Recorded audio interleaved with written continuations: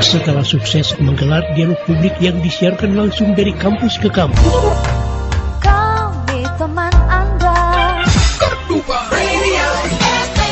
Radio Kardopa kembali di tahun ini menghadirkan dialog publik membangun generasi cerdas dari kampus ke kampus. Selamat pagi buat teman-teman yang sudah hadir. Senang sekali untuk hari ini kita bertemu lagi tentunya di dialog publik membangun generasi cerdas live di Radio Kardopa 99,4 FM dan juga Facebook Kardopa 994 FM atau juga live streaming di www.kardopafm.co.id. Dengan pembicara dari DPRD Sumatera Utara, akademisi kampus, mereka berbicara dan berdialog dengan para mahasiswa yang merupakan generasi muda penerus bangsa tentang masalah-masalah aktual, hangat, dan menjadi sorotan publik. Bagaimana juga langkah-langkah yang dapat dilakukan agar budaya-budaya lama yang kotor dalam politik itu bisa berubah ke depan. Ini juga harus mencatat adik-adik mahasiswa. Peran adik-adik di mana? Paling tidak memberikan edukasi kepada warga masyarakat.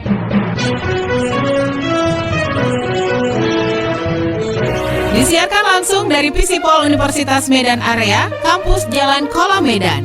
Inilah dialog publik membangun generasi cerdas dengan tema di usia ke-78 tahun Provinsi Sumatera Utara, apa dan bagaimana peran generasi muda ke depannya. Hadir sebagai pembicara, anggota DPRD Sumatera Utara, Bapak Abdul Rahim Siregar STMT, dan Dekan Visipol UMA, Bapak Dr. Yurial Arif Lubis, SOS MIP. Dengan moderator Ibu Evi Yunita Kurniati, SOS MIP, dosen Visipol UMA. Hanya di 99,4 FM, Radio Kardopa berani tampil beda. Kami teman Anda. Kardopa Radio FM. Satu untuk tetap jadi nomor satu. Talk Radio Medan. Selamat pagi untuk teman-teman yang sudah hadir di sini. Terima kasih sudah hadir bersama kita. Selamat pagi juga untuk pendengar Kardopa dimanapun berada. Kita ketemu lagi tentunya di program Membangun Generasi Cerdas. Dengan tema yang kita ambil ini terkait ulang tahun Provinsi Sumatera Utara. Nggak kerasa itu udah di usia ke-78 tahun Provinsi Sumatera Utara. Apa peran generasi muda cerdas ke depannya? Ini kita ambil sebagai tema kita untuk hari ini. Membangun generasi cerdas, dialog publik yang tentunya kita menghadirkan narasumber yang kompeten ya. Dan mungkin sekedar informasi buat teman-teman semuanya. Kalau kita sudah hadir di UMA untuk acara membangun generasi cerdas ini sudah 3 kali. Untuk Visipol ada 2 kali dan hukum ada 1 kali. Boleh kasih tepuk tangannya? Dan tentunya acara ini kerjasama yang sangat baik sekali antara Radio Kardopa dan Humas DPRD Sumatera Utara. Dan tentunya Visipol UMA di Jalan Kolam Medan ya. Untuk kampusnya di Jalan Kolam Medan. Oke, kerjasamanya cukup bagus sekali. Terima kasih sudah menerima kita di sini. Dan tentunya ini acara sudah berlangsung dari tahun 2022.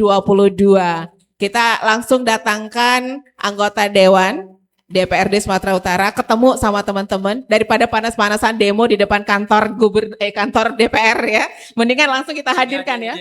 Hah? Oh, ini udah siap nih. Oke, Pak Rahim udah siap nih. Tapi sebelum acara kita mulai untuk pendengar Kardopa, untuk teman-teman yang sudah hadir di sini, alangkah baiknya kita berdiri dulu untuk menyemangati kita pagi hari ini untuk menyanyikan lagu Indonesia Raya. Para teman-teman dan para narasumber kita harapkan untuk berdiri sebentar. Menyanyikan lagu Indonesia Raya dimulai.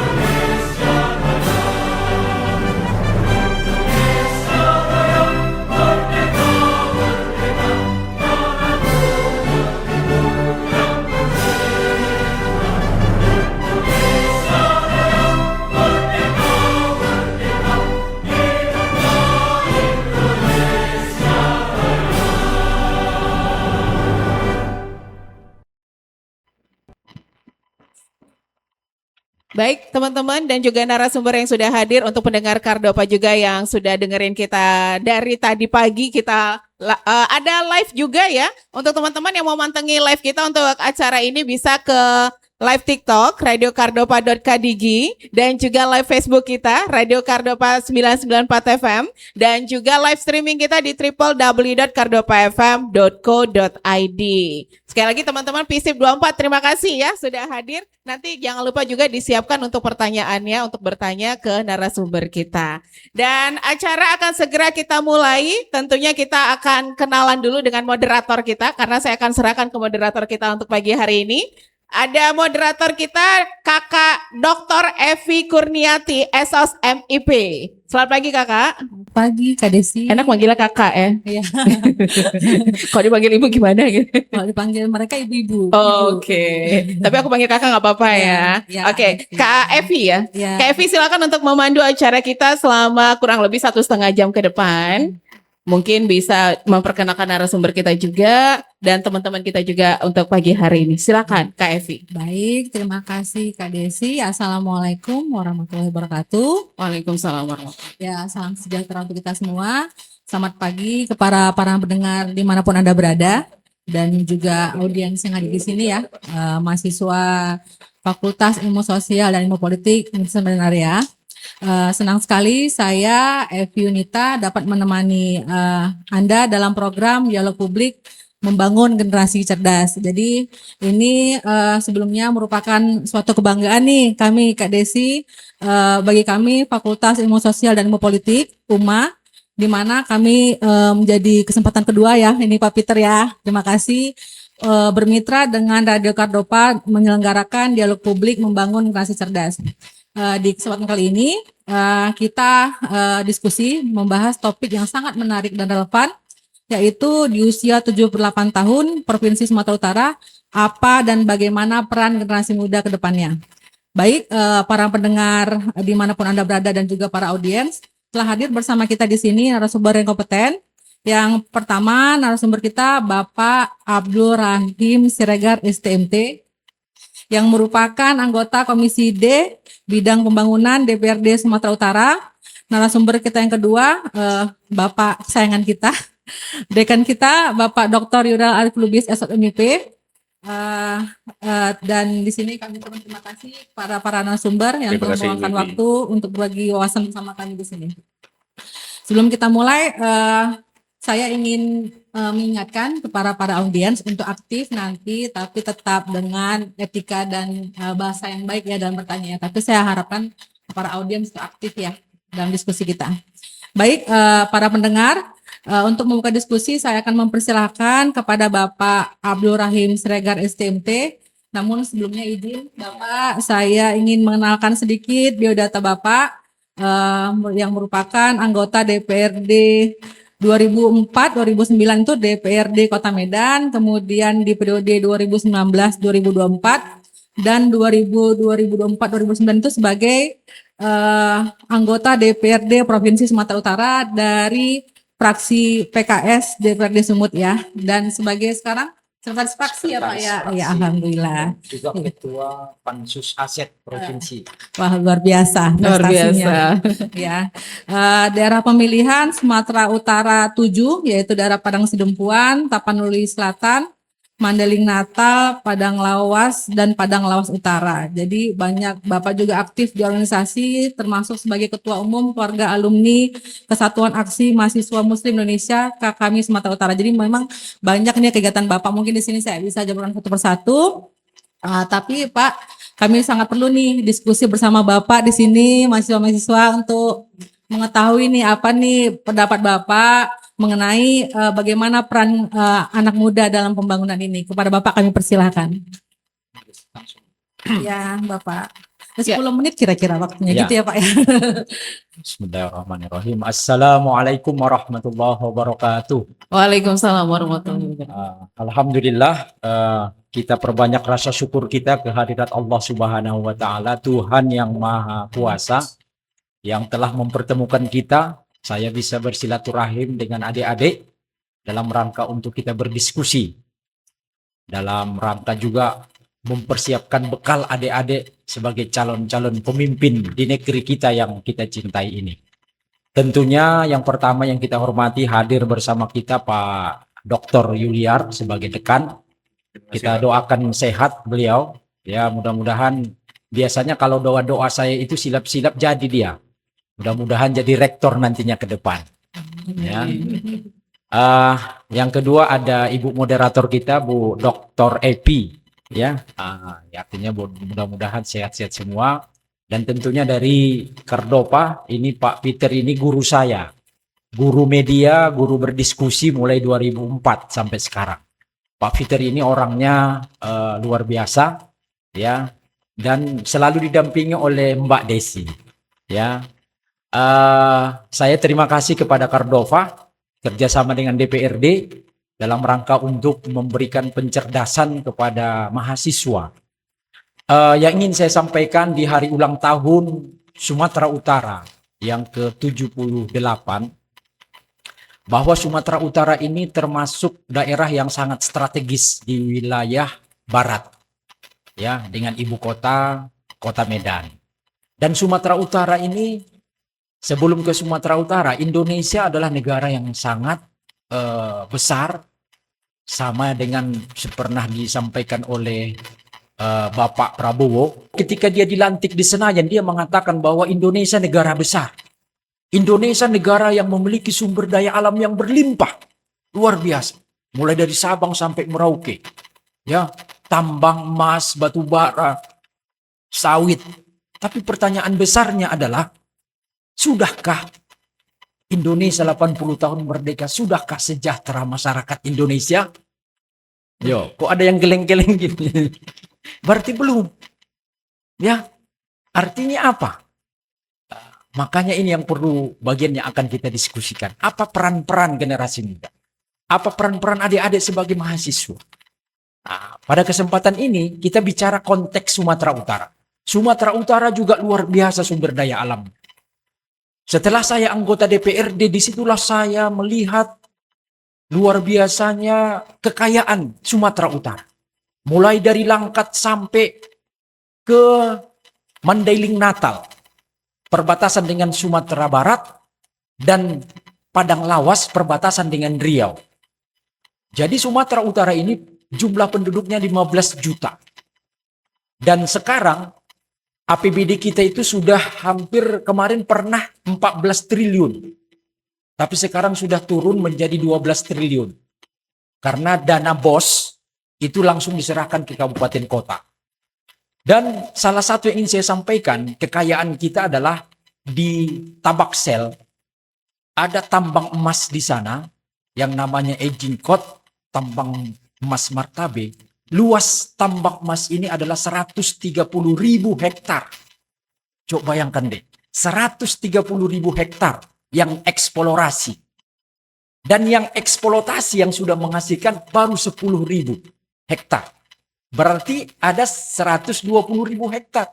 Yang 10.000 hektar ini setiap tahun sudah berlangsung 12 tahun. Setahun itu nilai uang emas yang dihasilkan 30 triliun. 30 triliun. Inilah ketika saya anggota dewan lah baru saya tahu bahwa itulah kekayaan kita. Belum lagi kita orang Mandailing di sini. Termasuk Pak Yuliar orang Mandailing, orang Kota Nopan, tadi kami bincang-bincang. Di daerah Mandailing ada potensi emas 64.000 hektar. 30.000 itu ada di Kecamatan Nagajuang, dan 30.000 lagi itu ada di dekat Kota Nopan, dari Kota Nopan sampai Muara Sipongu. 30.000 yang dikelola oleh PT Sorik Mas Mining. Luar biasa. Nah, saya pernah reses di Batang Toru dekat tambak emas yang hadir 150 orang bapak-bapak ibu-ibu. Saya tanya, sejahteranya bapak-bapak ibu-ibu di tengah-tengah emas ini, saya bilang. Semuanya geleng-geleng kepala dan bekerut bohinya ini. Dahinya bekerut. Ini kan? Ah, ini adalah contoh Sumatera Utara yang kita cintai. Seharusnya kita sudah ulang tahun 78 tahun. Ada prioritas-prioritas pembangunan yang akan kita lakukan.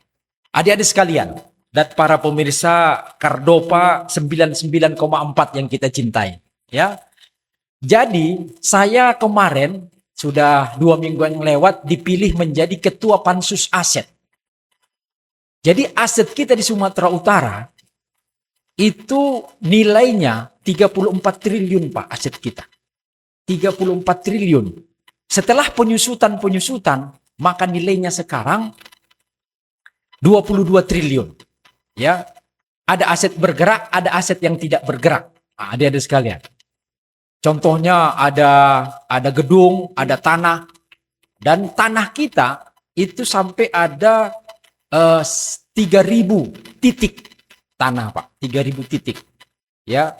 Nah, jadi ini perlu saya sampaikan di awal agar membuka cakrawala berpikir kita. Dan aset kita juga ada di Jakarta, ada di Bandung, dan ada di Jogja. Jadi ada asrama dekat UGM, itu adalah milik Pemprov, Pak, asetnya. Jadi ini mungkin sebagai pengantar, kita masuk kepada apa peran-peran kita. Apa peran generasi muda. Karena di sini Pak Yuliar nanti bisa menambahkan, kita berdiskusi. Berapa menit lagi Bu Epi? Inilah sulitnya kalau mic dikasih sama anggota dewan mau ngomong aja. Ya. Jadi dikasih kode Bu. Berapa menit lagi? Nah, 7 menit lagi. 7 menit lagi. 7. Bentar lagi Pak. Bentar lagi. Oke. Adik-adik sekalian yang saya cintai. Anak saya 3 yang mahasiswa sekarang. 1 sudah wisuda. Ya. Jadi saya memang mempersiapkan anak-anak saya juga ya untuk menjadi calon-calon pemimpin ke depan. Karena kami ini Pak Yuliar, Bu Epi, Pak Peter ini tunggu tanggal aja ini. Tunggu tanggalnya kan Pak. Tanggal kapan dipanggil oleh Yang Maha Kuasa kan. Jadi kan adik-adik yang menjadi penerus. Kita lihat adik-adik sekalian apa peran-peran kita. Ya, apa peran kita? Peran pertama adalah kita harus menjadi agen kolaborasi. Jadi kita harus menjadi orang-orang yang mampu mempererat, ya, menjadi kolaborasi, sinergi antara pemuda, ya, antara mahasiswa dengan mahasiswa, ya, antara kita dengan masyarakat. Kita harus menjadi agen kolaborasi. Yang kedua adalah kita harus menjadi inovator menuju sumut unggul. Ya, sumut unggul. Jadi perlu saya sampaikan, visi sumut oleh Pak Bobi Nasution dan Pak Surya, visi Sumatera Utara 2025-2030 adalah kolaborasi sumut berkah menuju sumut unggul, maju, dan berkelanjutan. Nah, itulah visinya. Kalau ada yang nanya nanti, adik-adik sekalian, atau ada nanti Pak Yuliar buat soal nanti kan, atau Bu Epi kan, apa visi sumut? Jelaskan. Visi sumut adalah kolaborasi sumut berkah menuju sumut unggul, maju, dan berkelanjutan. Jadi yang kedua tadi adalah kita harus mahasiswa ini harus menjadi inovator menuju sumut yang unggul. Seperti apa dia? Adik-adik harus memiliki ide-ide kreatif berbasis riset dan teknologi. Ya, apalagi adik-adik di FISIP, riset dilakukan. Kenapa sekarang orang kita lihat dalam pemilu, adik-adik sekalian, ini kan terkait dengan riset, harus diriset. Kenapa masyarakat kita sekarang ketika terjadi pemilu, ya saya dengar karena belum pernah saya lihat. Kenapa masyarakat itu kadang memikirkan, jelas enggak ini dari calon wali kota, jelas enggak ini dari calegnya, cair enggak ini katanya, ya kan? Dan masyarakat sekarang adalah menunggu-nunggu, kalau istilah di lapangan ada sekalian adalah menunggu-nunggu sirup. Tahu sirup? Siraman rupiah. Ya, menunggu. Makanya di lapangan, karena adik-adik harus tahu, masyarakat kita sekarang, kalaulah seorang pemimpin dipilih gara-gara duit, coba bayangkan berapa dana yang dia keluar setelah dia dilantik. Dari mana lagi dia akan mendapatkannya? Nah, ini banyak ini pertanyaan nanti kalau saya buka ini ya. Ada sekalian. Makanya di Indonesia pemilih itu ada 2. Pemilih yang realistis dan pemilih yang pragmatis, emosional. Oke, ada sekalian. Jadi kita harus mampu melihat, mencermati, dan meriset. Yang ketiga, adik-adik harus menjadi penggerak kemajuan. Penggerak kemajuan Sumatera Utara. Harus memiliki ide-ide kreatif. Ya, adik-adik harus memiliki jiwa entrepreneur. Ya, jiwa bisnis. Harus belajar. Ya, kalau adik-adik di FISIP mungkin harus belajar tentang pemerintahan.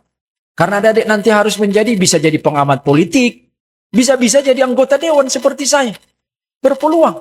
Tapi kalau bisa anggota dewan yang berdampak. Ya kan? Jangan kampus saja yang berdampak. Ya kan? Sering kita lihat Pak kan, kampus yang berdampak kan. Kalau bisa DPRD yang berdampak, anggota dewan yang berdampak baik untuk masyarakat. Terus yang keempat adalah harus kita menjadi pelopor keberlanjutan. Jadi keberlanjutan ini, keberlanjutan pembangunan, itu kita harus tampil, mahasiswa, generasi muda harus tampil. Terus yang kelima adalah pelestarian budaya. Kita harus mampu melestarikan adat budaya. Ya, kalau saya ini di samping saya anggota dewan, saya juga ditunjuk menjadi ketua Forum Masyarakat Dalihan Natolu. Indonesia, Pak. Pusatnya di Medan. Ketua Umum Forum Masyarakat Dalihan Natolu. Makanya kalau pendekatan bahasa, saya belajar adat istiadat dan budaya adik-adik sekalian. Ya, ada namanya hormat marmora, elek maranak boru, manat-manat markahanti. Sattabi 10 no limar sattabi. Horas ton di madingin, pir ton di matogu. Horas. Ya kan? Bingung Pak artinya apa Pak?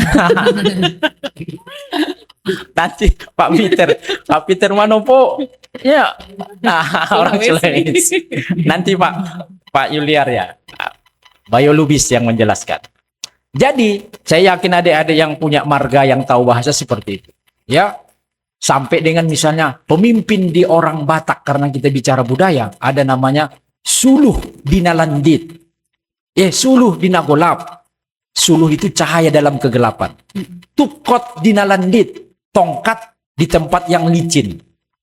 Raja para saulian, raja mangidopoda. Jadi saya belajar Pak Peter. Ya. Jadi belajar kita seperti adik-adik sekalian harus belajar.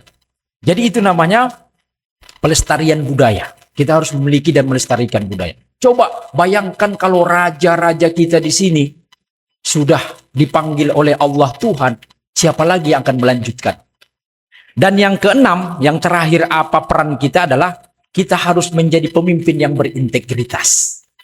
Ya, pemimpin yang berintegritas adalah pemimpin yang adil, bertanggung jawab, ya, dan dia tidak hanya janji-janji saja.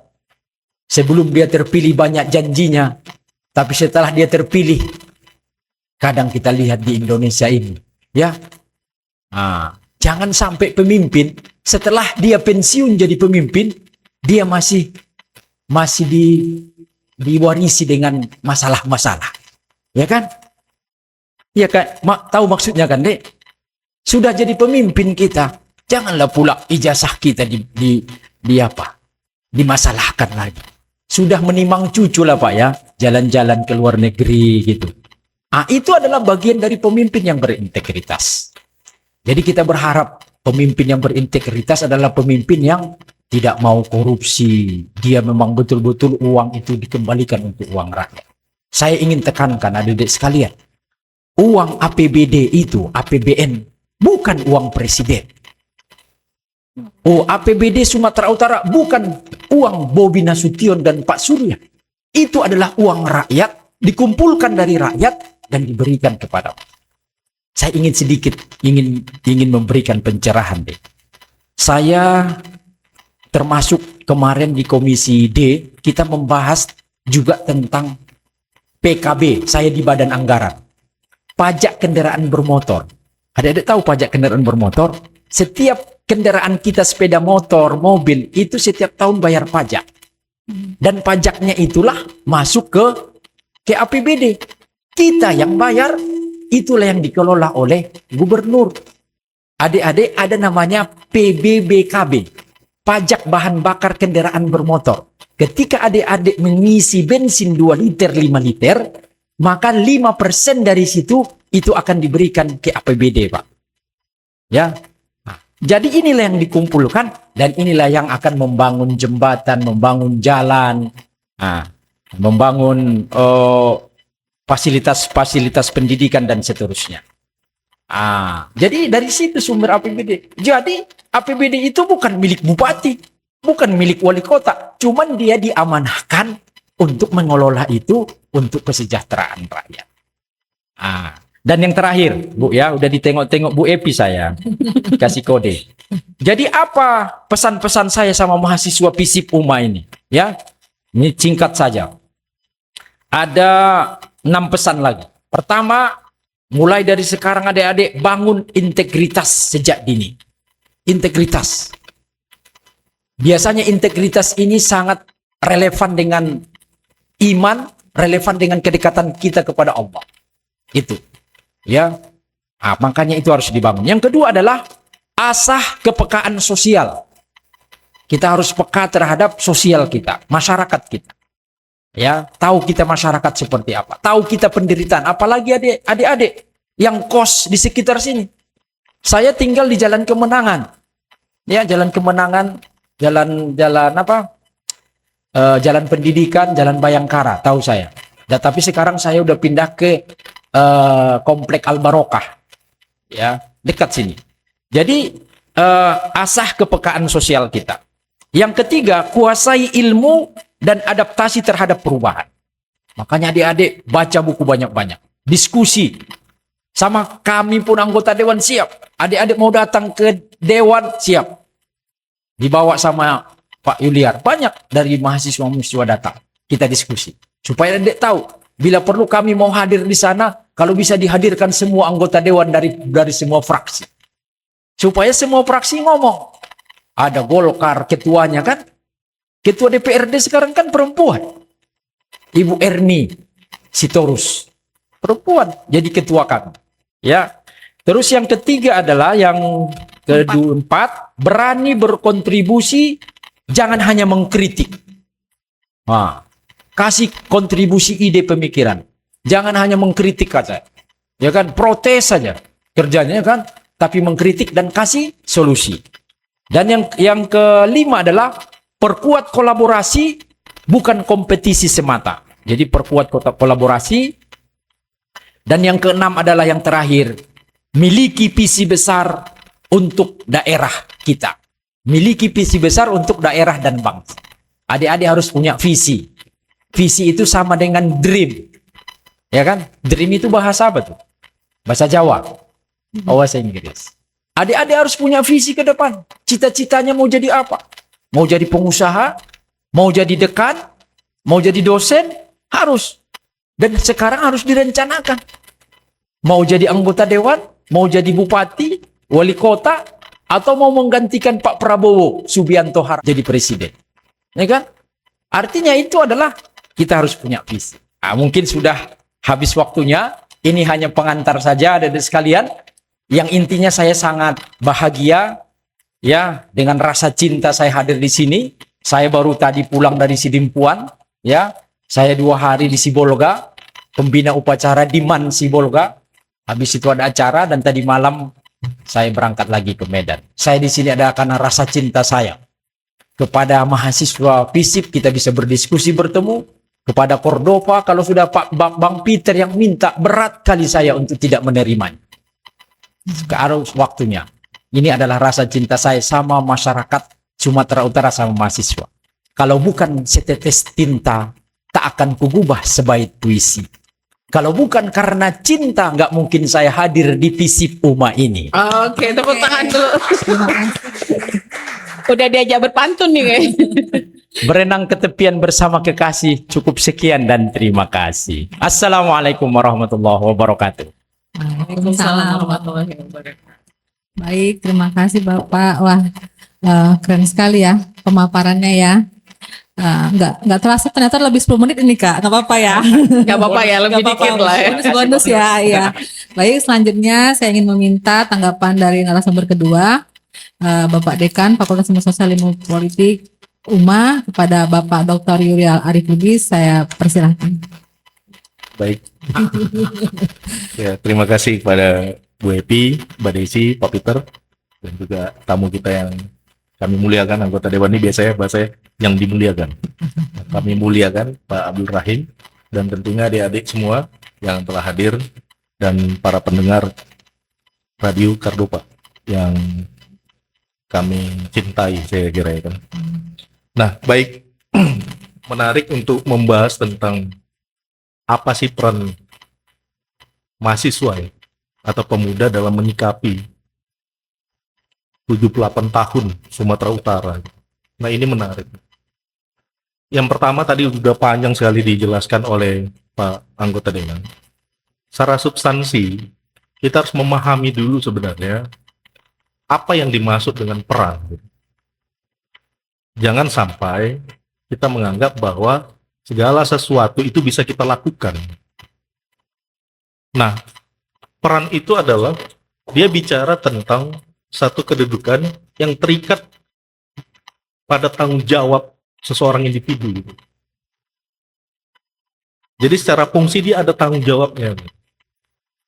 Nah, jika kita melihat misalnya generasi muda, tentunya nggak memiliki peran mengatur tentang APBN, itu nggak mungkin gitu, karena itu tugasnya APBD, tugasnya Pak ini. Nah, sekarang tinggal perannya kita seperti apa? Saya memberitahukan 3 hal. Pertama sebenarnya, kalau kita melihat peran, yang pertama adalah kita bicara tentang keaktifan dulu gitu, dalam pengabdian masyarakat, pemberdayaan sosial, literasi, khususnya literasi politik dan demokrasi. Dan yang terakhir adalah kepedulian sosial. Ini menjadi sangat penting. Kenapa?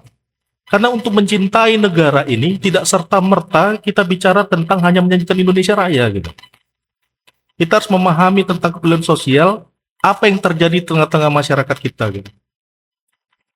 Nah, kalau tadi saya singgung misal tentang literasi, kita sangat memahami bahwa kita sangat memalukan di sini sebenarnya, bukan hanya di Kota Medan, Sumatera Utara, di Indonesia ya. Kita mengalami perosotan luar biasa tentang literasi. Kita mempercayai sosial media daripada literasi politik gitu, atau literasi buku-buku yang bicara tentang kenegaraan begitu kira-kira. Kita lebih percaya tentang seseorang influencer bicara tentang politik begitu, padahal dia tidak punya pengalaman ataupun keilmuan secara politik misalnya seperti itu. Nah, inilah tugas kita. Kenapa saya singgung ini? Karena kalian inilah mahasiswa ilmu sosial dan ilmu politik. Jadi demokrasi itu belum tentu logis, logis itu belum tentu benar, karena benar sudah terjadi. Nah, persoalan yang kita hadapin adalah kita tidak membentuk yang namanya diskursus gitu. Kita tidak memberanikan diri untuk melakukan namanya kelompok-kelompok diskusi terbuka. Makanya saya sangat senang sekali Pak Peter datang. Ini salah satu bagian yang sebenarnya membentuk namanya proses keilmuan itu tadi melalui diskusi ini tadi. Bahkan kita literasi sosial media kita nomor 2 ya. Nomor 2 dunia yang tertinggi ya kan. Nomor 1 di Asia Tenggara. Jadi kita mempercayai sosial media begitu. Nah, ini persoalan yang sangat luar biasa sebenarnya. Kalau kita melihat misalnya di zaman masa lalu misalnya, mungkin adik-adik semua bisa membaca beberapa buku ya. Contoh bukunya Lee Cameron McDonald gitu, Western Politics. Kita bisa membahas bagaimana dulu sejarah pemikiran politik misalnya dari kita anggaplah Socrates, Plato, Aristoteles gitu ya. Nah, itu adalah pemikir-pemikir barat pada masa lampau. Di dalam Islam misalnya yang paling fenomenal adalah buku yang menjelaskan tentang bagaimana tingkat sosial masyarakat kota utama, itu ada Al-Farabi gitu ya, ada juga Al-Mawardi. Misalnya kita juga bicara tentang sejarah masa lalu, bagaimana kejadian Trisma Ketir misalnya, ya. Bagaimana gereja Katolik itu melahirkan Protestan misalnya. Itu adalah sejarah-sejarah pemikiran politik dan bukan hanya terjebak bicara tentang agama. Itulah namanya literasi. Kita harus memahami semua seluk-beluk yang terjadi.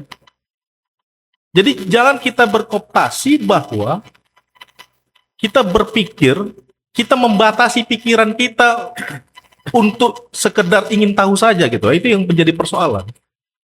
Kita memiliki kebebasan berpikir ya, dan kebebasan berinteraksi yang hari ini, mohon maaf sekali, sangat hilang di tengah-tengah pemuda atau pemudi yang ada di Republik ini, khususnya Sumatera Utara.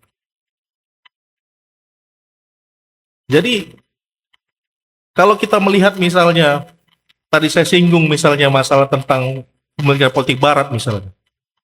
Bahkan, akademia itu berasal daripada Plato gitu. Akademia itu orang yang dikatakan the philosopher of king, dia mengalami fase pendidikan selama 50 tahun. Makanya akademia itu berasal dari Plato. Jadi 50 tahun itu baru beliau dikatakan sebagai the philosopher of king. Yaitu bicara tentang kebijaksanaan. Jadi sebelum 50 tahun dia belum dianggap bijaksana begitu. Jadi seorang pemimpin itu harus diuji selama 50 tahun gitu. Nah kalau kita SD, SMP, SMA nggak sampai 50 tahun ini. Paling sampai S1 rata-rata penduduk Republik Indonesia kan begitu ya. Bahkan tidur mereka pun dianggap siesta, yaitu tidur keilmuan. Bahkan tidur pun dianggap adalah bagian menuntut ilmu. Nah, begitulah pemikiran politik barat dalam mengedepankan ilmu. Nah sekarang di era yang teknologi seperti ini, malah kita tidur beneran gitu loh, bukan tidur keilmuan gitu. Nah ini persoalan yang saya kira yang pertama. Kedua, dalam konteks kondisi Republik ini, khususnya Sumatera Utara, kita harus sadar bahwa kita itu berbeda-beda. Saya harus mengatakan ini secara lugas. Kenapa? Karena kita berasal dari berbeda agama, berbeda suku. Dan ini harus kita jaga perbedaan ini. Dalam menjaga toleransi, bukan hanya sekedar kata-kata, tapi bagaimana kita memahami seseorang sama seperti halnya kita memahami diri kita. Kenapa saya katakan ini? Tanpa adanya integritas suatu bangsa, khususnya di provinsi ini, tidak akan pernah kita bicara tentang kemajuan atau pembangunan yang sangat-sangat baik begitu untuk ke depan. Sebagai contoh misalnya, ini isu menarik misalnya di Timur Tengah. Tapi kebanyakan orang masih membahas tentang proyeksinya bicara tentang agama begitu. Padahal kita melupakan ada masalah sosial di sana. Bagaimana anak-anak terbunuh, bagaimana seorang ini, kepekaan kita itu serasa hilang begitu loh. Ketika kita bersentuhan dengan seolah-olah ini menjadi pertarungan agama begitu. Apakah mungkin kalian ketika ada misal terjadi kecelakaan, kita tanya dulu di agama apa baru kita tolong? Inilah suatu empati yang harus sebenarnya kalian tanamkan diri kalian. Bahwa perbedaan ini adalah membentuk karakter kita Indonesia Raya ini gitu loh. Inilah menjadi penguatan kita di Sumatera Utara. Kalian bisa bayangkan kalau ini terlalu berjarak, maka kita sudah bisa pastikan akan terjadi konflik horizontal ke depan. Ini menjadi warisan kita dan tolong dijaga. Berikutnya yang ketiga adalah, tentunya adik-adik sekalian memiliki peran yaitu mengawal kebijakan publik. Nah ini. Itulah pentingnya memahami bahwa elit politik itu siap untuk dikritik begitu. Termasuk yang Bapak di sebelah saya. Karena ini bukan sesuatu yang menakutkan gitu. Kenapa saya harus mengatakan demikian? Karena hakikatnya jabatan yang melekat itu adalah menggunakan pajak kita gitu. Segala sesuatu pejabat publik hari ini adalah menggunakan pajak kita.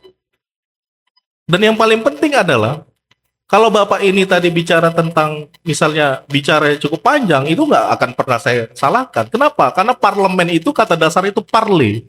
Parle itu artinya ngomong gitu. Jadi kalau anggota dewan itu nggak ngomong bicara, ya penting juga kita lihat apa yang mau disampaikan begitu. Nah jadi apa yang disampaikan Pak ini? Nah ini kategori saya masih mau katakan. Dengan hadir ke Kardopa ini dan memberikan pemikiran, nah ini kategori anggota dewan yang sangat ideal saya kira. Yang berani. Banyak anggota dewan ya saya juga udah punya catatan juga yang nggak berani tampil di media, sama sekali diundang nggak mau datang. Nah itu salah satu contoh. Kenapa? Karena kalau kita melihat masa kemasan kita dulu misalnya, ya adik-adik sekalian, perhatikan ya. Setiap elit kepemimpinan kita mengalami 3 fase rejim yang hari ini. Dan kalian masuk fase di rejim ketiga. Kalau saya belum merasakan rejimnya Orde Lama, saya nggak kenal Bung Karno karena saya waktu lahir Bung Karno sudah tidak ada. Tapi saya mengenal namanya rejim Orde Baru, saya mengenal dengan rejim reformasi. Coba kita balik ke belakang, dengan kita melihat model demokrasinya. Di zaman Bung Karno, seluruh elit politiknya bicara tentang idealisme dan utopianisme. Ini menarik untuk kita bahas ini. Maksudnya apa Pak utopianis? Utopianis ini adalah sesuatu yang mengambang dan mengawang yang disampaikan belum tentu bisa dilakukan gitu. Itu hebat ya. Contoh ya, Bung Karno berapi-api bicara Inggris kita linggis, Amerika Serikat kita serika. Itu kan sesuatu yang kalau anak sekarang bilang dengan sosial media, apaan sih lo, ngomong apa lo kan gitu. Kalau kira-kira Bung Karno di era sekarang, mungkin Bung Karno itu dibully gitu loh. Karena nggak masuk akal Inggris dilinggis, Amerika Serikat disetrika kan begitu ya. Coba perhatikan di sana, kenapa saya katakan partai politik adalah salah satu instrumen strategis ya dalam perkembangan zaman. Jadi perpanjangan kita terhadap negara sebenarnya itu bukan ujuk-ujuk langsung anggota dewan, tapi jembatannya itu partai politik sebenarnya, karena partai politik mencalonkan anggota dewannya melalui dapil-dapil di masyarakat. Jadi kalau Anda merasa atau adik-adik sekalian adalah konstituen pemilih partai politik, maka laporkan ke partai politik permasalahannya. Nah, si partai politik itu akan melegasikan menunjuk gitu ya anggota dewan yang dari dapil berikut. Itu sebenarnya pola yang terjadi. Nah, tetapi di era Orde Lama misalnya, coba perhatikan, hampir semua elit politiknya memiliki ide dan gagasan melalui buku. Bung Karno membuat buku di bawah bendera revolusi. Ya. Tan Malaka membuat buku Materialisme Dialektika Logika. Syahrir membuat buku Kapita Selecta, Hubungan Agama dan Negara. Nyoto membuat buku, meskipun dari komunis ya, Filsafat Materialisme dan Amalan. Hampir semua bertarung ide gagasan melalui buku dan literasi. Kalau sekarang, bisa dijawab masing-masing. Saya nggak mau ngomong juga, karena bisa dijawab masing-masing. Saya pengen tahu sih apa gagasan partai politik, ketua partainya ada buat buku nggak gitu, dalam membangun bangsa. Nah ini persoalan begitu loh. Berarti apa? Jangankan kalian elit politiknya aja kalau kekurangan literasi itu persoalannya maksud saya. Ini kayak anak kecil bawa golok gitu loh. Lebih ngeri gak kira-kira anak kecil bawa golok atau orang dewasa bawa golok kira-kira? Ya lebih kecil, lebih ngeri anak kecil. Dia nggak tahu mukul kemana, kita nggak tahu gitu loh. Nah ini yang terjadi gitu loh. Makanya saya senang kalau misalnya tadi kan mendengar Pak Abdul Rahim ini, salah satu anggota dewan yang sekolah gitu ya, memiliki literasi, itu sangat bagus gitu. Kenapa saya katakan demikian? Karena peraturannya juga masih tamat SMA kok jadi Presiden Republik Indonesia. Ya itu fakta yang sebenarnya harus kita ini kan. Seolah-olah negara ini nggak mempercayai gitu proses keilmuan yang terjadi begitu. Ujuk-ujuk tiba-tiba tanya peran mahasiswa gitu. Padahal syaratnya cuma tamat SMA jadi presiden. Anggota dewan aja masih tamat SMA kok. Nah ini fakta yang sebenarnya yang kita nggak berani membuka tabir kita. Saya membukakan satu ya. Ada bahasa menarik ya. Dia sampai sekarang hilang ya kan. Saya cuma flashback aja reformasi tahun 98. Ada salah satu tokoh yang hilang namanya Wiji Tukul. Ada bahasa menarik yang saya ambil untuk kalian gitu ya sebagai penutup sesi pertama kita ya. Suara-suara itu tidak bisa dipenjarakan. Karena di sana bersemayam kemerdekaan. Jika kau paksa aku diam, maka kuantarkan kau pemberontakan. Maksud saya begini, saya bukan mengajak adik-adik berontak, bukan. Di zaman itu, beliau mengkritisi negara itu sangat-sangat luar biasa gitu loh. Beliau membuat satu karya-karya, itulah pentingnya ya, filsafat politik itu dikaitkan dengan sastra gitu loh. Makanya zaman-zaman dulu kalau era Orde Lama itu mereka pengguna sastra. Jadi adik-adik itu saran saya sekarang, jangan hanya buku kontekstual, hanya buku-buku yang seperti itu. Coba lari ke sastra politik gitu. Orang yang memiliki sastra, maka dia peka dengan perasaan. Saya bisa buktikan gini ya. Ada namanya Usni Tamrin. Ya. Usni Tamrin ini kalau kalian ke Monas, di belakangnya itu ada batu tulis. Jadi kalau nanti ke Monas, ada minggir ke belakang, ada salah satu batu, ada tulisannya. Jadi tulisannya begini, pemerintah yang baik adalah pemerintah yang mengerti tentang perasaan rakyat. Pemerintah yang mengerti tentang perasaan rakyat sudah pasti akan membuat aturan-aturan sesuai dengan keinginan masyarakat. Nah, sastra itu membuat kita itu peka dengan perasaan. Jangan sampai kita terjebak peka perasaan karena calon politik aja. Ini contoh ya. Ada ideologi politik, Pancasila ya. Ada sistem politik, yang terakhir apa? Elit politik. Coba perhatikan masyarakat kita. Kecenderungannya apa? Kecenderungannya kan pilih calon politiknya yang ganteng atau enggak, ya kan? Makanya zaman sekarang paling enak gimmick-gimmick politik di sosial media. Soal-soal apa? Karena memainkan perasaan masyarakat. Jadi perasaan masyarakat itu sebenarnya lagi dimainkan hari ini dengan play victim. Masuk gorong-gorong, ya kan? Merasa terjolimin, diviralkan, ya kan? Membuat satu apa, hanya membantu masyarakat membagi beras, digotong berasnya, ya kan? Karena ada hujan, banjir, masuk ke banjir, diliput sosial media. Ini hal-hal gimmick yang mempermainkan perasaan masyarakat. Bukan si elit politiknya yang berpikir tentang perasaan masyarakat begitu. Makanya jangan terjebak kita dengan gimmick-gimmick politik seperti itu. Saya, ya masih ada 2 menit saya ya. Saya teringat ada namanya Nicholas Chauvin. Nicholas Chauvin ini adalah salah satu pendukung berat Napoleon Bonaparte. Jadi kalian bisa bayangkan, kalau sekarang termulnya lah kira-kira ini. Atau misalnya kelompok Prabowo Sejati ya, atau apalah, anak abah kira-kira gitu ya kalau Anies Baswedan ya. Jadi dia itu sangat mencintai namanya Napoleon Bonaparte. Apapun yang dilakukan Napoleon Bonaparte, dianggap itu benar dan tidak dapat diganggu-gugat. Sehingga cara berpikir dia ini itu menarik di kalangan politisi ataupun pemikir-pemikir pada saat itu di Prancis. Maka nama dia dijadikan paham hari ini. Namanya Chauvinisme. Itu berasal dari nama dia, Nicholas Chauvin, Chauvinisme.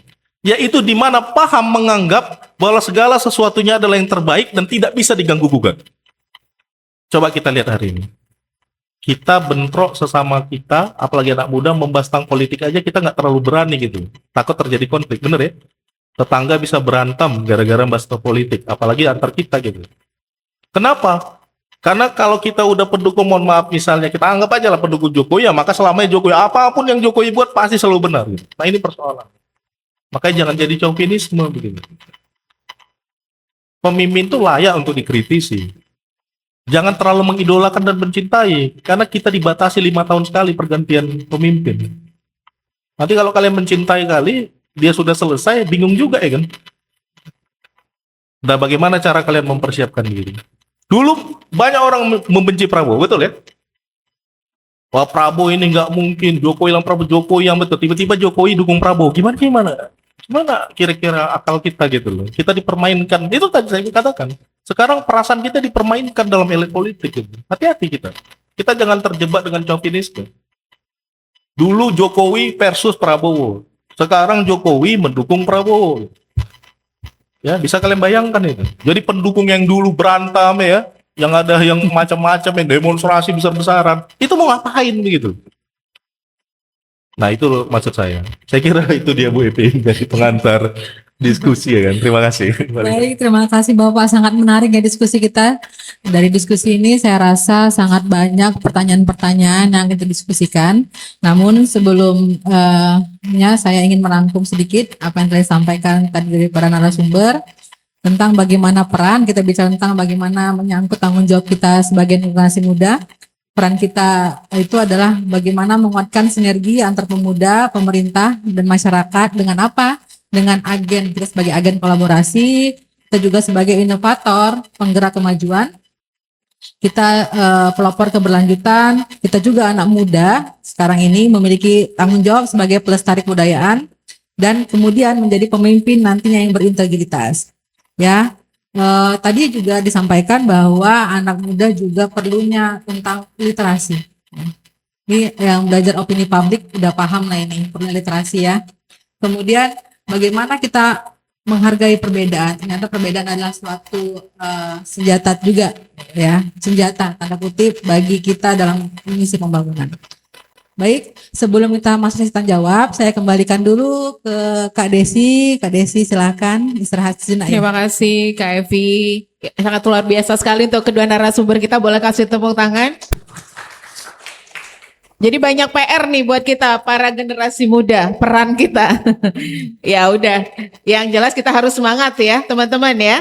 Tapi jangan lupa disiapin pertanyaannya untuk kedua narasumber kita. Nanti di sesi pertama kita tampung dulu untuk 3 orang penanya. Kalau ada waktu nanti kita lanjut lagi ya. Kita break dulu sekitar 3 menit. Jangan kemana-mana, tetap aja di Membangun Generasi Cerdas langsung live dari Visipol UMA.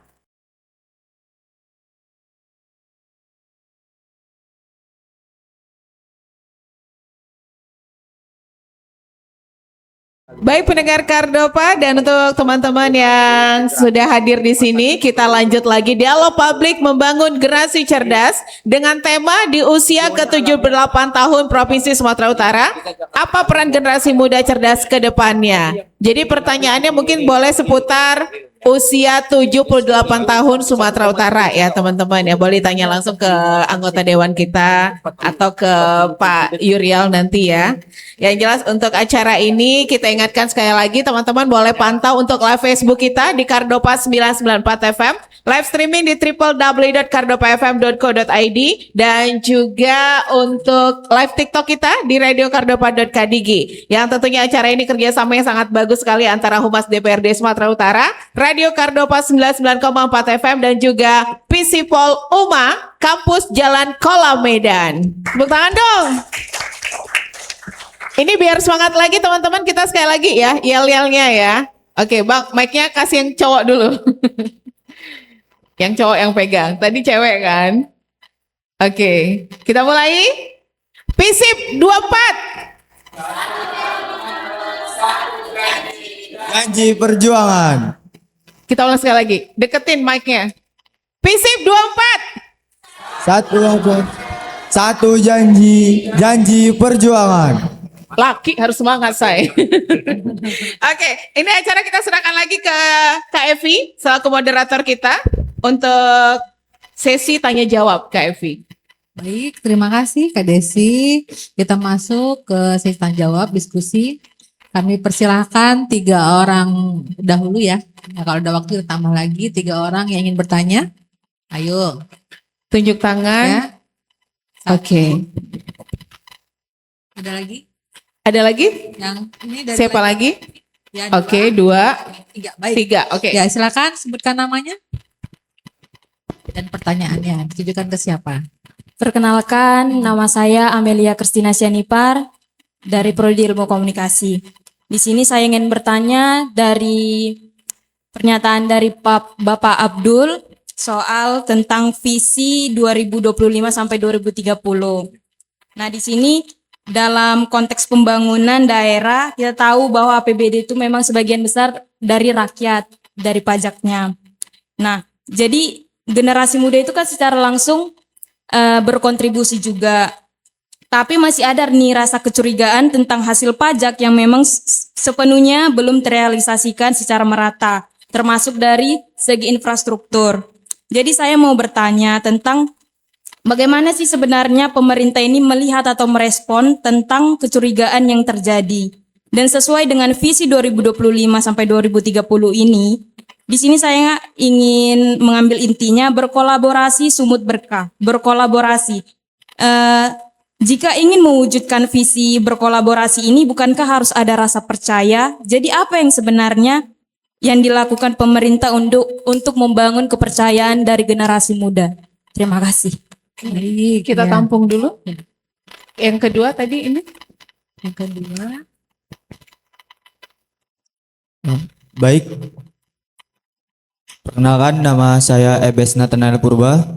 Sebelumnya terima kasih kepada moderator dan bapak-bapak narasumber yang telah memberikan kami kesempatan bertanya.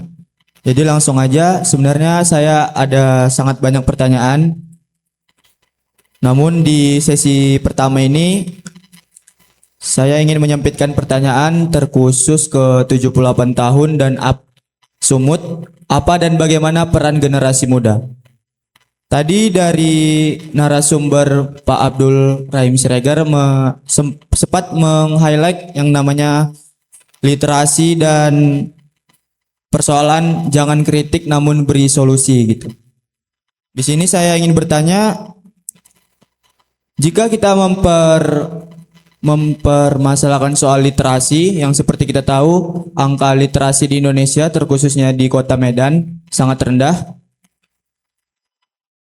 Pertanyaan saya, jika masyarakat potensi literasinya itu rendah, pemimpin itu sendiri literasinya itu seperti apa gitu? Sudah 78 tahun Provinsi Sumut dan sepanjang 78 tahun itu literasi yang sudah dilakukan para pemimpin ataupun perpanjangan tangan kita yaitu para DPRD sudah apa saja yang berdampak pada masyarakat. Selanjutnya saya ingin menanggapi soal jangan kritik terus. Di sini saya ingin menanggapi bahwa tidak ada yang salah dari memberikan kritik terus. Karena sebagai masyarakat sipil dan kami para mahasiswa, kami tidak diberikan kesewenang-wenangan terhadap pembentukan bagian legislasi ataupun anggaran. Jadi ketika kami memberikan kritik, seharusnya para perpanjangan tangan kami, para bapak-bapak anggota DPRD ataupun ibu, tidak menanggapi hal itu terhadap sensi seperti yang Bapak sampaikan tadi. Seharusnya para anggota DPRD menanggapi itu sebagai bagian dari aspirasi masyarakat yang harus diselesaikan. Jadi intinya adalah para anggota DPRD ini harusnya yang mencari solusi karena kami sebagai masyarakat sipil tidak mempunyai wewenang di ranah legislasi. Terima kasih. Terima kasih. Satu lagi, yang ini tadi. Mic-nya Bang. Ini nih.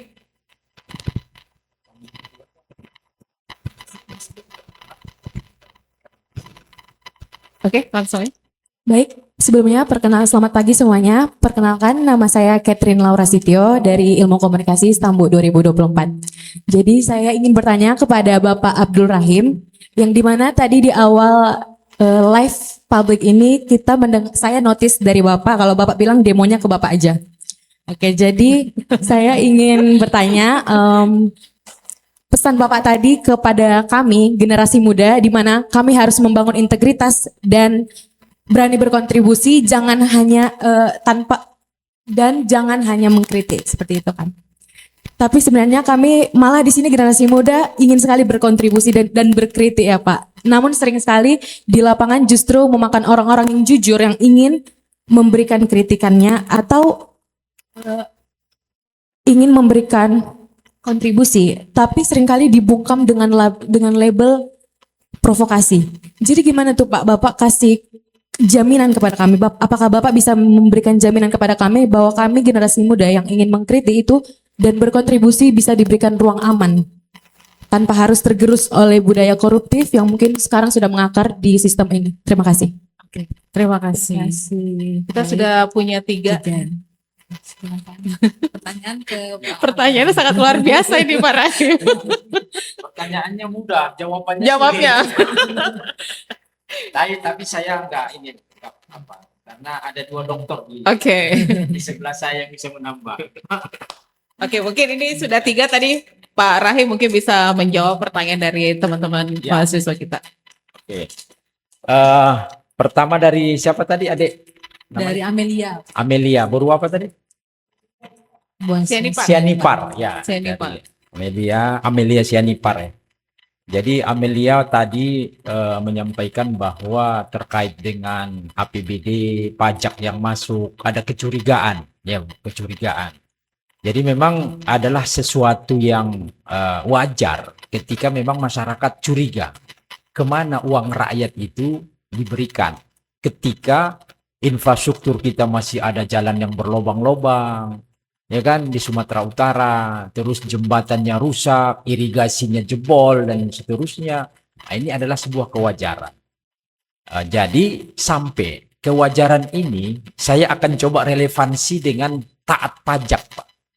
Saya dapat data bahwa pengguna kendaraan bermotor di Sumatera Utara itu ada 8,3 juta kendaraan bermotor Sumatera Utara. yang taat pajak, bayar pajak, itu hanya 30%. 30%. Jadi hanya sekitar 2 juta. Yang lain itu nggak bayar pajak. Ya. Jadi nggak bayar pajak. Bisa jadi itu karena ketidakpercayaan sama pemerintah. Saya bayar pajak pun nggak nampak hasilnya. Kemarin kami baru belajar ke Jawa Barat. Provinsi Jawa Barat termasuk provinsi yang memiliki inovasi luar biasa, mereka mengelola pemerintahannya. Di sana orang yang bayar pajak itu sudah sampai 60%. Bayangkan kalau pajak kendaraan bermotor saja itu dibayar, kalau Sumatera Utara kalau 30% itu hanya 1,5 triliun. Berarti kalau 60% yang bayar pajak berarti 2 kali lipat, yaitu 3 triliun dari hanya sektor PKB, pajak kendaraan bermotor. Ini saya gambarkan agar adik ya di Borussia Nipar ini tahu relevansinya kenapa orang curiga.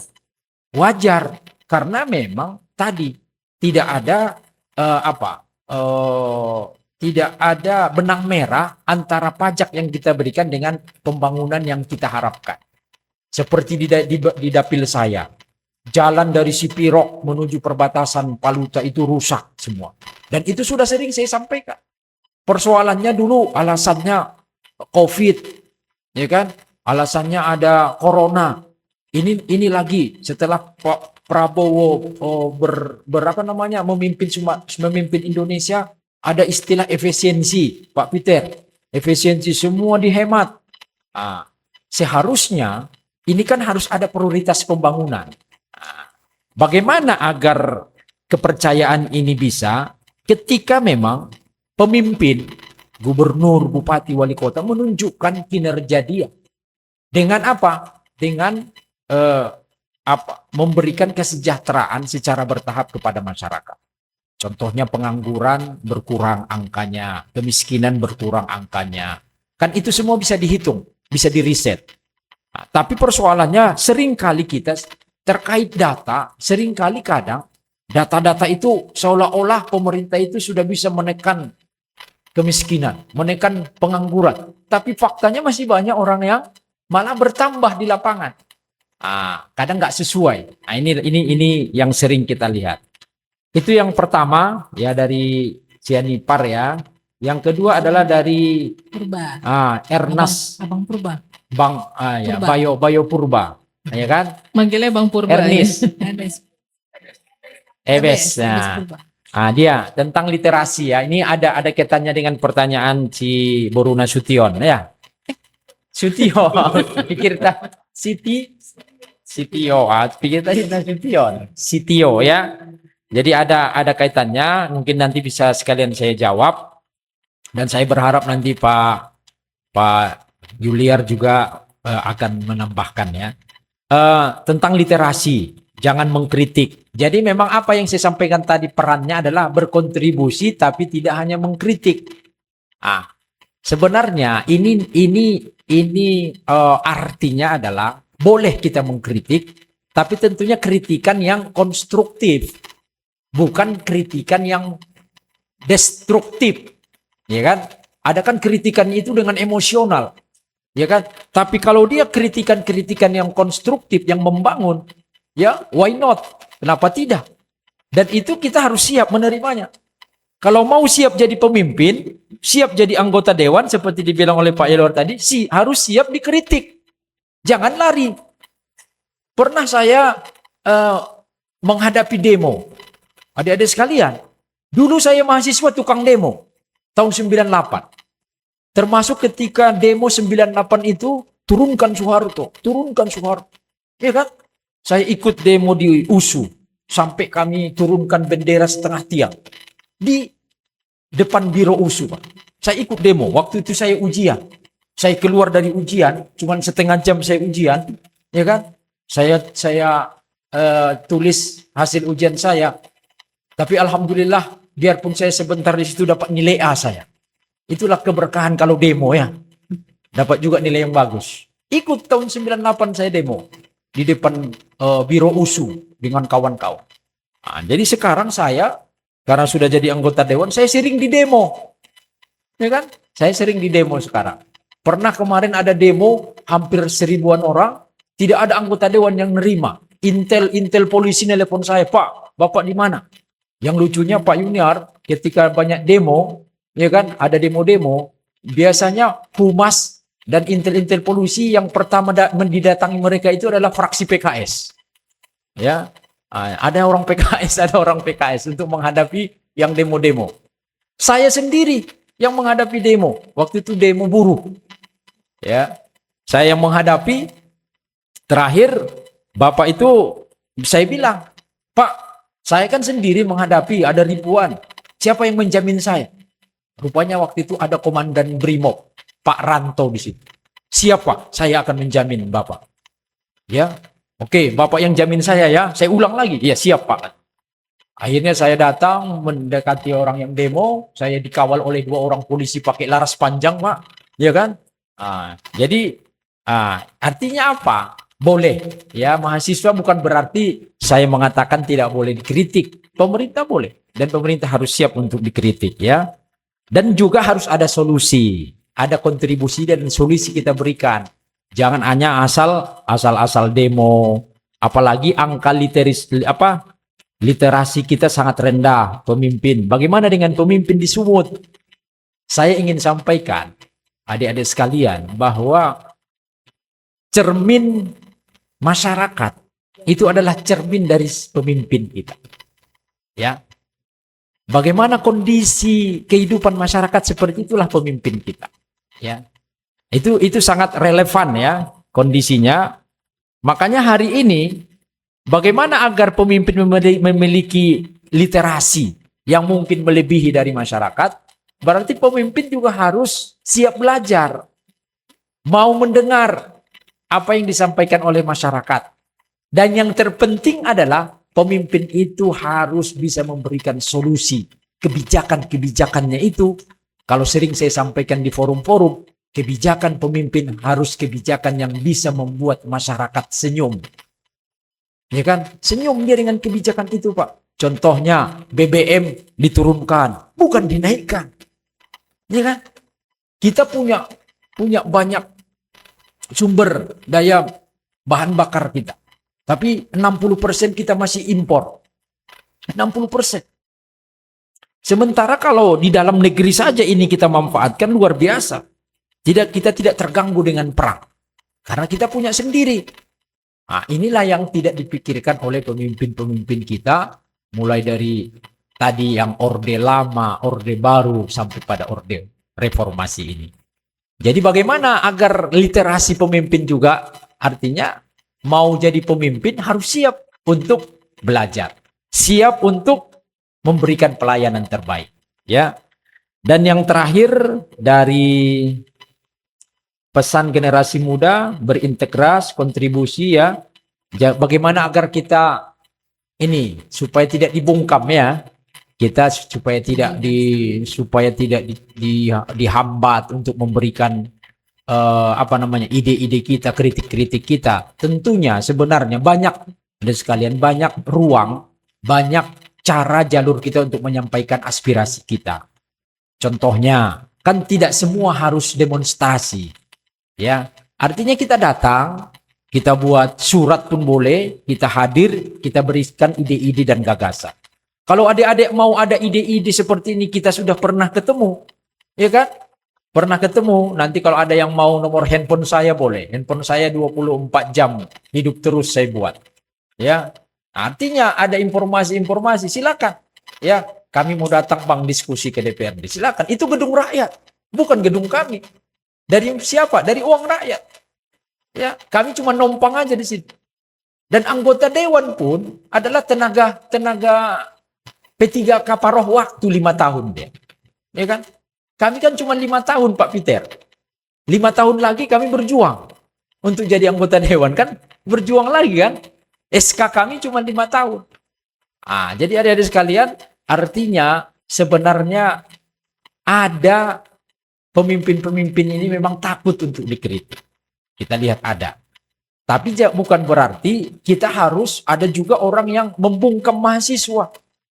Mahasiswa sekarang pun banyak pendekatannya. Saya dapat informasi dengar. Kadang ada pendekatan-pendekatan, didekati mahasiswa, ya kan? Nanti dikasih ini ada kerjaan, ada kegiatan, ya kan? Pokoknya supaya tidak kritis lagi kan? Ada.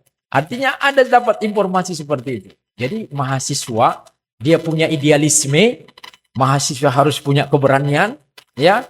Kalau dibungkam pun kita bisa dengan jalur-jalur yang lain. Ya, apalagi mahasiswa sudah bersatu. Ada pemimpin, saya lihat kalau sudah mahasiswa bergerak, dia sangat memiliki ketakutan yang luar biasa. Makanya kapan mahasiswa bergerak? 98 mahasiswa yang bergerak. Ya, reformasi. Kemarin akhir Agustus, ya kan? Terjadi demo besar-besaran. Kantor DPRD di Makassar dibakar. Ya, awalnya demo mahasiswa, tapi habis itu ditumpangi. 2 orang meninggal. ASN di dalam. Pak, 2 orang. Ya, luar biasa. Artinya itu kan klimaks dari kondisi yang ada. Apakah kita mau seperti itu lagi? Ya, artinya kan, disinilah seharusnya pemimpin harus berpikir. Bukan malah membungkam mahasiswa. Jadi oleh karena itu, saya buka ruang untuk adik-adik FISIP kalau mau buat skripsinya terkait dengan bagaimana politik, ya kan? Bagaimana politik PKS, Pak Warjio, tadi Pak Yuliar juga cerita kami ada jurnalnya tentang ideologi PKS, ya kan? Ideologi PKS sampai kepada kadernya seperti apa. Artinya terbuka peluang untuk itu kita berdiskusi. Ya, mungkin itu. Ya, yang karena bisa memang saya jawab. waktu kita juga semakin sedikit nih Pak. Silakan Kak Evi. Baik ya, terima kasih Bapak ini ya. Kalau kita mahasiswa ini dapat ini tempat wadah dialog, jadi kita ketemu langsung sama praktisi. Jadi pengalaman-pengalaman beliau ini ilmu ya sebenarnya ya. Jadi kita tadi udah banyak penjelasan-penjelasan dari beliau. Itu pengalaman-pengalaman yang merupakan ilmu baru bagi kita. Jadi anak-anak mahasiswa sekarang selama ini kan taunya teori-teori. Ya. Dapat jawaban secara pengalaman. Kemudian sedikit nih Pak Yurial menanggapi dari sisi akademik yang kemudian langsung sama closing statementnya Pak ya. Bisa sedikit nambahin Pak. Sedikit Langsung nambahin closing Pak. statement ya Pak. Baik, silakan Bapak. Kan jangan dibatasi. Baik, kritik itu adalah bagian menerjemahkan satu objek itu agar lebih rasional dan dapat dipahami dengan baik. Jadi ada buku Immanuel Kant, Critical of Pure Reason. Itu menguji keterbatasan tingkat batas manusia dalam memperoleh ilmu pengetahuan. Salah satu contoh. Jadi mengkritik itu bukan hanya bicara tentang lawan yang argumen untuk berpikir, tapi lebih kepada ke diri juga bisa maksudnya. Mengkritisi diri. Apalagi dalam memperoleh kalau gitu. Jadi fenomena ini hal biasa gitu. Saya bisa terangkan sama kalian tadi sebenarnya sudah saya singgung. Bagaimana misalnya Karl Marx mengkritik tentang liberalisme, ya? Bagaimana Marxism mengkritik tentang liberalisme. Ideologi mengkritik ideologi dalam apa? Dalam penerapan fungsi ideologinya. Bagaimana misalnya kita masuk ke daerah pemikiran politik, sejarah pemikiran agama misalnya. Bagaimana pada saat itu kelompok Syiah mengkritik kelompok Sunni karena kejadian Karbala Hussein. Itu bagian daripada kritik. Bagaimana Martin Luther mengkritik gereja Katolik sehingga terjadi Protestan, ini kan gitu ya. Bagaimana memperdulikan pengampunan dosa, itu bagian daripada kritik. Dan bagaimana seorang murid mengkritik gurunya, yaitu pada saat Karl Marx mengkritik Hegel, yang mengatakan yang fenomenal bahasanya begini, kalau Hegel katakan, seseoranglah yang menentukan keberadaan, sedangkan Karl Marx melawan gurunya, dia katakan, bukan begitu guru, tapi keberadaanlah yang menentukan seseorang. Nah ini dua hal yang menarik untuk didiskusikan sebenarnya. Jadi maksud saya kritik itu biasa aja, tapi jangan bawa perasaan, jangan baper. Ya kritik itu bagian apalagi negara, kritik itu bagian instrumen dalam mencapai penilaian secara objektif terhadap kebijakan yang telah diimplementasikan, kan begitu ya. Jadi kalau ada kebijakan misalnya, apa ini ya, paling menarik misalnya, mungkin banyak orang MBG misalnya gitu ya, itu paling menarik dibahas sekarang gitu ya. Ketika mengkritik MBG apakah salah? Ya tidak gitu. Yang masalah adalah ketika mengkritik MBG, yang mengkritiknya hilang, nah itu masalah. Nah persoalan kedua adalah, saya mengatakan begini, kalian semua memiliki cita-cita gitu. Kita nggak tahu ini hasilnya apa. Saya berharap kalian lebih hebat daripada sama Ibu Epi juga ya. Saya nggak pernah berpikir jadi dosen ini Pak Ibrahim. Ya, dulu. Dulu rambut saya gondrong ya. Dulu saya masih aktivis juga lah, gitulah kira-kira ya. Tiba-tiba karena saya keinginan tahuan, saya coba sekolah gitu ya sama Bu Epi juga. Bu Epi ini senior saya ini sebenarnya di UI dulu gitu. Jadi waktu sekolah itu saya mendapatkan apa ya, keilmuan gitu. Jadi memang kelemahan kita hari ini di Republik ini, coba nanti nggak usah lah sampai ke Jepang, lihat aja misalnya di YouTube atau di mana, lihat perilaku warga Jepang di kereta api membaca ya, di mana membaca. Coba di luar negeri menunggu orang membaca. Saya bisa pastikan mahasiswa kita tasnya kosong, isinya cuman buku ya, buku, satu buku, pulpen, selesai, sama laptop ya kan. Kira-kira begitu ya. Nggak ada tuh yang kecenderungannya sering ke perpustakaan. Ini hal yang sederhana deh ya, yang bisa kita lihat. Nggak ada tuh rame-ramenya perpustakaan saya lihat dimanapun di Indonesia ini. Jangan-jangan saya tanya, udah ada belum perpustakaan Sumatera Utara yang di dekat apa? Istana Maimun tuh udah ada nggak kartunya?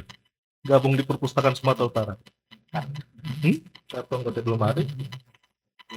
Jadi pengetahuan itu senjata deh. Saya bisa pastikan sama kalian, saya ini lahir dari orang susah. Itu nggak bisa saya bohong. Jadi kalau kalian lihat SD saya di 060814 ya nama angkanya. Jadi waktu saya kuliah, SD saya dapat bantuan gitu. Saya sedih juga ya. Parah banget SD saya ini. Jadi SMP, SMA, terus saya masuk berubah ekonomi keluarga ya. Maksudnya dalam arti ayah saya ini masuk ke SMA 1 Medan, kuliah S1, S2, dan S3. Nah, pada saat itu, saya merasakan di titik terbawa bagaimana saya dulu sulit untuk mengakses pengetahuan begitu. Teman-teman saya nggak punya buku, nggak punya apa-apa, jadi saya suka minjam buku. Supaya teman saya itu mau minjamkan buku sama saya, bukunya itu saya sampul gitu. Saya sampul, saya balikan, jadi lebih bagus ke sana gitu. Nah, intinya maksud saya, pengetahuan itu adalah senjata gitu. Kalau kalian misalnya ekonominya kurang baik, tapi dengan kalian berilmu pengetahuan, siapapun yang berhadapan kalian, mau pengusaha, mau siapa, maka akan lebih menghormati kalian. Tapi kalau bahasa sederhananya, mohon maaf ini, ekonominya sulit, pengetahuan nggak ada, ya, keterampilan nggak ada, profesionalisme nggak ada secara kalian bidang, kan bingung juga kita. Jadi sekarang asal lah itu. Mau jadi pengusaha silakan jadi pengusaha. Jadi anggota dewan silakan jadi anggota dewan. Tapi satu hal yang harus kalian pahami adalah satu gitu. Apapun kerjaan kalian maka bermanfaatlah buat orang. Cuman itu aja, that's it. Sederhana, nggak perlu. Jadi ukuran harta itu nggak bisa deh. Mau jadi kaya raya, rupanya depan mata kan lebih kaya lagi ada. Pengen lagi seperti itu. Rupanya sebelah sana lebih kaya lagi. Nggak ada ukurannya gitu. Ada orang di desa, ini riset ya, ini terakhirnya kayak nanti saya tak dulu ya. Ini ada riset. Ini risetnya benar begitu secara sosiologi. Kenapa anak-anak warga di desa lebih punya anak lebih dari 5, 6 atau 7 gitu? Kan bingung ya. Di kota malah, mohon maaf ini ada lagi orang yang kesepakatan suami istri tidak punya anak, kan sekarang lagi musim itu ya. Nggak punya anak atau anak 1 kan gitu ya, atau anak 2 gitu ya. Kalau KB kan anak 2. Pemimpinnya anaknya 4, tapi disuruh anaknya 2 gitu. Misalnya gitu. Nah tapi di desa ternyata secara sosiologi tingkat kebahagiaannya itu lebih tinggi, bukan berdasarkan uang. Jadi kenapa anaknya itu banyak? Nah, di situ ada tinjauan sosiologinya. Karena mereka, ini mohon maaf ini, secara hubungan secara dewasa, itulah tingkat kebahagiaan mereka. Jadi secara sosiologi kebahagiaan itu ukurannya itu bukan karena uang gitu. Nah makanya maksud saya, jangan ke materialismenya yang kalian inginkan gitu. Materialisme dalam bentuk uang tadi itu. tapi bagaimana kalian berharga secara diri. Itulah namanya bernilai. Nah, terakhir satu quote untuk kalian lah ya. Ini quote 2014 saya buat ya kan. Ketika generasi muda mampu menerjemahkan ilmu politik dalam bentuk perbuatan, maka itu yang dimaksud dengan perubahan. Karena selama ini politik itu hanya dibicarakan saja, tapi tidak pernah diterapkan sama generasi muda. Selama ini politik itu cuma hanya bicara tentang adu domba saja, atau di kalangan tertentu menganggap ini hitam dan tidak baik. Padahal zon politikon, setiap individu manusia adalah makhluk politik. Percayalah deh, kita nggak ada yang tahu nasib kita hari ini. Bisa saja kalian jadi pemimpin kami nanti, jadi gubernur, jadi apapun. Maka sekarang ini cuma satu hal gitu. Kalau mau cara memerintah, maka belajarlah untuk patuh. Nah sekarang ini patuhlah orang tua. Ini di luar akademik Bu Epi. Saya bisa buktikan sama adik-adik sekalian. Baca bukunya misalnya beberapa buku kepemimpinan, biografi kepemimpinan. Ini di luar akademik ini, tapi ini fakta deh. Contoh siapa? Hitler. Contoh siapa? Misalnya mafia lokal misalnya, saya bisa sebutkan Olo Panggabean misalnya dulu zaman dulu. Atau siapapun. Mau pemimpin apapun, cuman satu syaratnya deh. Kalau dia melakukan itu, dia bisa jadi pemimpin. Jangan pernah melawan ibu. Selesai. Ini nggak ada akademiknya ini sebenarnya. Ya. Cuman ini fakta ini deh. Fakta betul. Siapapun pemimpin, mau itu pemimpin dia di tingkat yang kiri mau kanan, dia tidak pernah melawan ibunya. Hitler itu membenci ayahnya, tapi dia mencintai ibunya. Baca ya biografinya. Olo Panggabean itu sampai di kuburan ibunya dia. Jokowi menyayangi ibunya, SBY menyayangi ibunya, Soeharto menyayangi ibunya. Mohon maaf, kayak kok bapak-bapak ini kayaknya kenapa nggak bapak-bapak ya? Tapi bapak-bapak dihormati juga. Tapi maksudnya kuncinya adalah ibu deh. Kalau ada masih orang tua kalian, ibu kalian, minta doa. Itu langsung di nih. Mau agama apapun, nggak ada kita bicara agama. Tapi ibu adalah sesuatu ini. Saya kira itu dia. Terima kasih. Terima kasih. Lanjutnya. Boleh kasih tepuk tangan dulu untuk closing statement-nya? Selanjutnya closing statement dari Bapak. Pak Rahim sekaligus closing statement Pak Rahim. Closing statement dari saya, adik-adik adalah calon-calon pemimpin di negeri ini. Tentunya ada bekal yang harus dimiliki. Pertama, harus mengenali diri kita, apa bakat potensi yang kita miliki. Yang kedua, tetapkan cita-cita kita. Kita mau jadi apa 10-20 tahun yang akan datang. Yang ketiga, teruslah belajar dan belajar untuk menambah wawasan. Dan terakhir, untuk kita memiliki integritas, maka dekatlah sama Allah, sama Tuhan. Karena kita diciptakannya dan tahu betul kita itu seperti apa dan apa yang akan kita inginkan ke depan. Dan terakhir ungkapan saya yakin adik-adik adalah adik-adik yang tangguh. Ada ungkapan yang menarik di akhir dari perjumpaan kita. Pelaut ulung, pelaut yang hebat tidak akan lahir dari lautan yang tenang. Tapi dia akan dihadapkan dengan ombak badai, ya, dan cuaca yang luar biasa.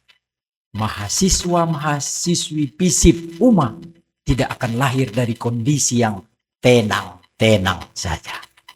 Tapi dia akan dihadapkan dengan tantangan, ancaman yang luar biasa. Demikian dari saya, buah durian, buah duku, cukup sekian dan thank you. Assalamualaikum warahmatullahi wabarakatuh. Baik, terima kasih para narasumber. Terima kasih atas partisipasi para audiens. Semoga jawaban dari narasumber tadi dapat memberikan pencerahan bagi kita semua. Terima kasih kepada seluruh narasumber yang hadir, Bapak Dewan dan Bapak Dekan Visipol, dan para pendengar Radio Kardopa yang telah mengikuti dialog publik membangun generasi cerdas. Hari ini semoga diskusi ini bermanfaat dan menambah wawasan kita bersama.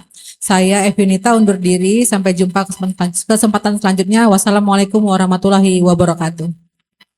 Waalaikumsalam warahmatullahi wabarakatuh. Saya kembalikan ke Kak Desi. Terima kasih Kak Evi, terima kasih untuk kedua narasumber kita yang sudah memberikan materi dan jawaban yang sangat luar biasa. Gimana teman-teman, sudah puas dengan jawaban dari anggota dewan kita yang kita hadirkan di sini? Puas nggak nih? Puas ya. Kalau dialog publik membangun generasi cerdas harus kita akhiri sampai di sini. Sekali lagi teman-teman Visip 24 terima kasih sudah hadir ya. Karena kalian luar biasa. Kita harus pamit. Jangan kemana-mana. Pastikan tetap aja stay tune di 99,4 FM. Tentunya membangun generasi cerdas. Kerjasama yang sangat bagus sekali antara Humas DPRD Sumatera Utara, Radio Kardopa 99,4 FM dan juga Visipol UMA Kampus Jalan Kolam Medan. Kita pamit. Selamat siang. Assalamualaikum warahmatullahi wabarakatuh.